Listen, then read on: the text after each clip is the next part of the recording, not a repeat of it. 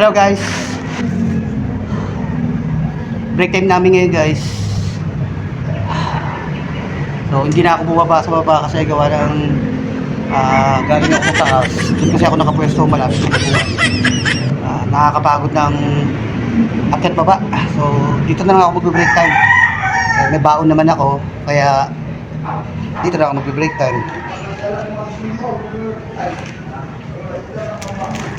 Yung pagkain kasi ng anak ko sa bahay, pag binibilihan ko siya ng mga biskwit, hindi niya kinakain. So pag nakikita ako, dinadala ko na sa umaga. Minsan 2 biskwit na dadala ko. Merienda ko sa umaga alas 10, tapos merienda ko pa sa alas 3. Ito Skyflakes.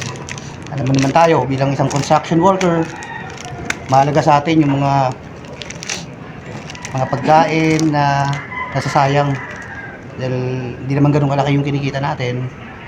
So yung mga ganito kaysa mabaliwala, baunin na lang natin sa trabaho.